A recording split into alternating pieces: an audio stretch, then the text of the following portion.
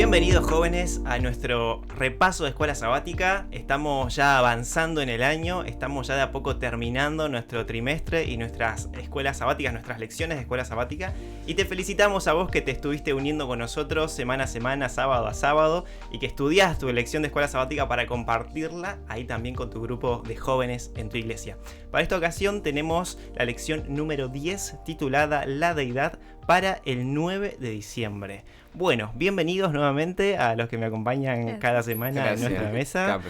¿Cómo están, chicos? ¿Bien? Todo bien. Bien. Ya cerrando las materias. Uh-huh. Sí, preparando los finales. Preparando finales, exacto. Preparando Ahí estamos. finales. Ok, está bien. Bueno, no le vamos a preguntar mucho eso para dejarlo de lado por hoy y nos vamos a enfocar en otra cosa en particular.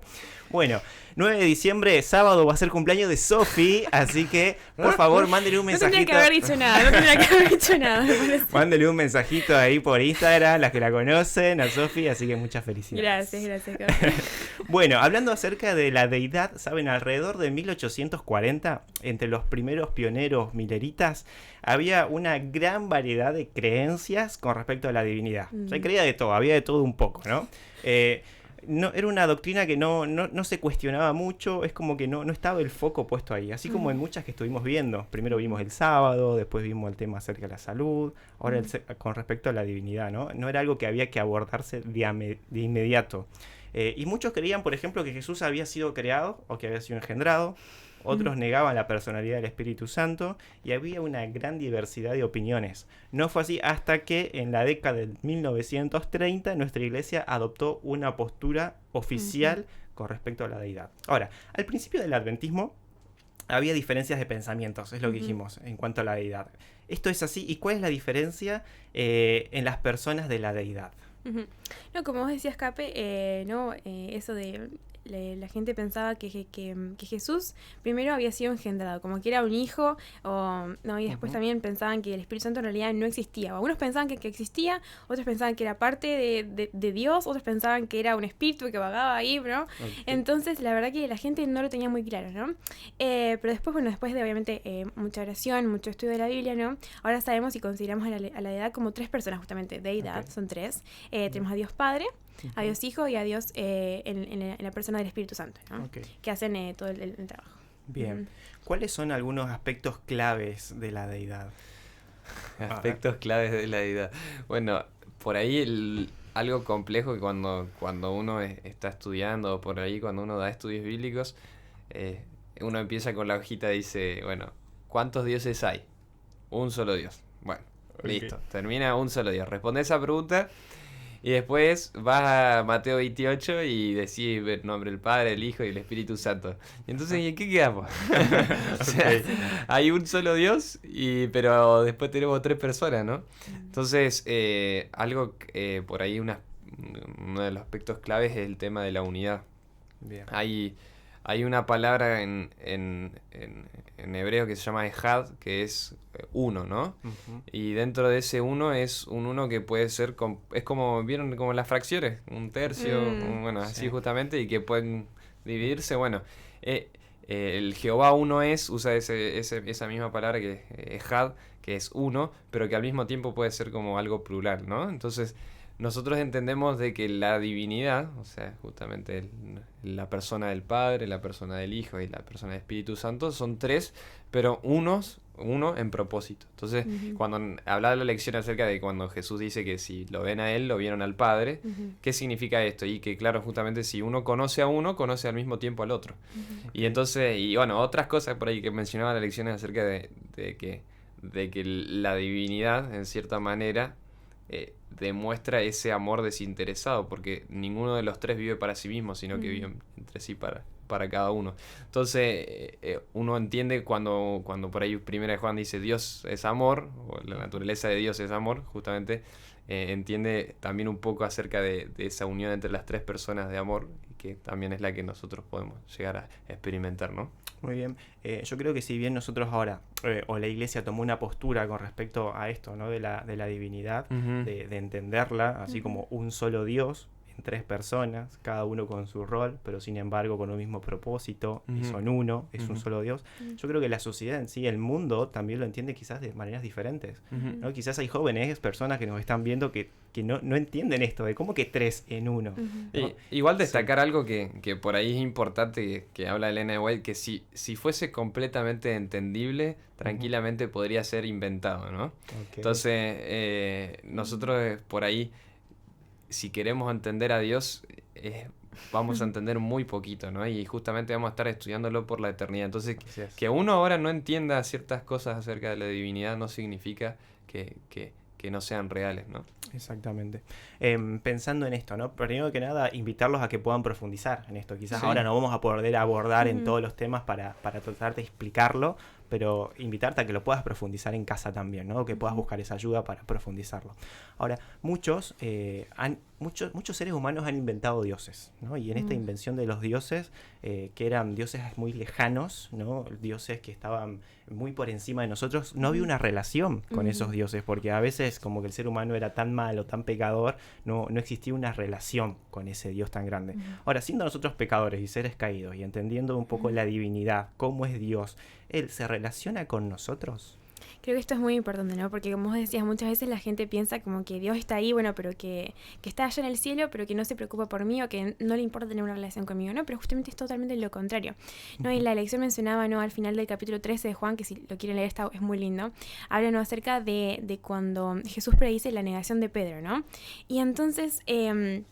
se llevan preso a Jesús y Pedro, ¿qué hace? Después de haber pasado tanto tiempo con él, niega haber estado con él, ¿no? Literalmente lo niega conocerlo, ¿no? Okay. Pero justo después de que Jesús predice la negación de Pedro, hay como algo como raro, ¿no? Porque Jesús pasa de eso, pasa a enseñarles a los discípulos, ¿no? Y justamente el versículo que vos decías, que se encuentra en Juan 14:9, que dice, el que me ha visto a mí, ha visto al Padre. Entonces, ¿qué pasa? Muchas veces pensamos, ¿no? Que cometemos errores, que Dios se aleja de nosotros, pero la verdad que no es así, ¿no? Muchas veces Dios tiene que ir, como hizo con Pedro, a mostrarnos cómo está nuestra condición espiritual, pero nunca nos deja ahí, ¿no? ¿Qué hace después? Nos enseña cómo hacernos para acercar a Él, ¿no?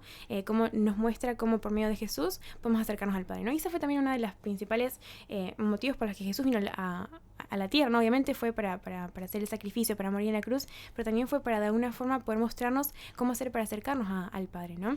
Y creo que eso es muy lindo para mí. Está bueno. No sé si a ustedes les ha pasado de entrar a iglesias que son gigantes, grandes, que parece que hay un Dios tan trascendente, ¿no? Tan lejano, que vos entras a la iglesia y sentís que pisás y de repente no podés hacer ruido, porque parece que, no sé, te estás viendo algo tan lejano, ¿no? Y yo creo que ese equilibrio que hay que tener, ¿no? Entre un Dios trascendente, lejano, y en un Dios inmanente, tan cercano, ¿no? Con nosotros, y en aprender a tener una relación con ese Dios, ¿no? Y tener ese respeto también, ese equilibrio, ¿verdad? Ahora, hablando acerca de la deidad, de la divinidad de Dios Padre, Dios Hijo, uno en el que profundizamos mucho es Dios Espíritu Santo, ¿no? Sí. Ahora, Bicho, ¿nos podrías profundizar un poco más en la obra que hace el Espíritu Santo? Bueno, por ahí es algo interesante mencionar que la lección hablaba de que si Jesús hubiese quedado en la tierra, ¿no? Solo algunos pocos pudiesen haber justamente experimentado los beneficios de estar cerca de él, porque físicamente no podían estar todos al lado de él. Entonces, ahí en una parte dice... Por tanto, convenía a sus discípulos que Jesús fuese al Padre y enviase al Espíritu Santo como sucesor en la tierra. Entonces nadie podría tener ventaja alguna por causa de su situación o contacto personal con Cristo. Entonces, por medio del Espíritu, el Salvador sería accesible a todos. En este sentido, estaría más cerca de ellos que si no hubiese ascendido a lo alto. Entonces, una de las obras justamente que hace el Espíritu Santo... Porque siempre lo que se habla del Espíritu Santo, que por ahí es el tema de que Él habla nuestra conciencia, Él es quien nos convence de pecado, de justicia y juicio. Entonces, todas esas cosas justamente es el Espíritu Santo trabajando en nuestra conciencia, en nuestra mente. Y no lo vamos a negar. Pero la obra del Espíritu Santo es mucho más amplia. O sea, es mucho más amplia que eso. Y es más, ahí después... pegué algún micrófono. En la lección habla otra cita en la que dice que el Espíritu Santo justamente es aquel que nos ayuda a justamente vencer el pecado. Wow. Entonces, si en algún momento hemos dejado de lado la obra del Espíritu Santo o no lo hemos tenido en cuenta, tenemos que empezar a orar por la presencia del Espíritu Santo en nuestras vidas. Y no solo es el que nos convence de pecado, es el que nos ayuda a enfrentar el pecado, las tentaciones, sino que también es el que guía nuestra vida. Si nosotros estudiamos el libro de Hechos, pongámosle solo con estudiar el libro de Hechos, vemos que capaz en técnicas y en evangelismo y en etcétera no eran la gran cosa, pero eran guiados por el Espíritu Santo. Ujú. Y entonces con solo hecho de ser guiados por el Espíritu Santo ellos se dejaban llevar y bueno, hay un montón de casos, bueno, Pablo dice, iba a ir a tal lugar, pero el Espíritu me llevó a tal otro lugar y terminó convirtiendo y plantando una iglesia ahí. Entonces por ahí un desafío que sale de esta lección es claramente, primero empezar a comprender realmente lo que es Dios y lo que Dios puede hacer en nuestra vida, y segundo, empezar a ser guiados por Él, ¿no? Y por el Espíritu Santo, y empezar a orar también por una unción del Espíritu Santo. Sí, qué importante pedir el Espíritu Santo, Ujú. ¿no? No nos olvidemos de eso, Ujú. jóvenes, tenemos que pedir el Espíritu Santo en Sí. nuestras oraciones y a cada momento y experimentar lo que Él puede hacer con nosotros. ¿No? Antes que se nos vaya el tiempo que se nos está Sí. terminando. Último, un pensamiento que quieran Algo dejar. cortito. A ver. Cuando estaba justo leyendo esta lección, ese día justo leí una frase que fue como que, wow, qué coincidencia, ¿no? Decía, un cristiano que se olvida o que descuida la obra del Espíritu Santo es como una lámpara, pero que no está enchufada. Wow. No, o sea, si no, podemos tener las mejores intenciones, podemos tener, ¿no? Las mejores intenciones de poder salir y de hacer cosas, pero si no tenemos el Espíritu Santo en nuestra vida, somos como una lámpara que no está enchufada. ¿Y de qué sirve? De nada, ¿no? De nada. Realmente vamos a poder empezar a alumbrar cuando el Espíritu Santo esté en nuestra vida y nos dé las herramientas, las capacidades y nos transforme para también después poder ser luces a otros. Así que, Gracias, Sofi. Bicho, Entonces- algo que tengas. No, creo que ya dije todo. O sea, Agotamos mucho. básicamente que Sí. hay muchas veces nosotros intentamos, qué sé yo, capaz a algunos de ustedes les toque en algún momento dar una escuela sabática o dar un sermón o decirle una palabra de ánimo a alguien, etcétera. Y a veces confiamos mucho en nosotros mismos cuando en realidad deberíamos desconfiar completamente de nosotros y confiar en el Espíritu Santo. El enfoque debería no ser en lo que nosotros podemos hacer, sino lo que Dios puede hacer. Entonces, bueno, simplemente destacar eso. Bueno, muchas gracias, Sofi. Muchas gracias, Bicho, por habernos acompañado y a vos también que estás del otro lado. Nos encontramos la próxima semana para nuestro siguiente repaso de Escuela Sabática.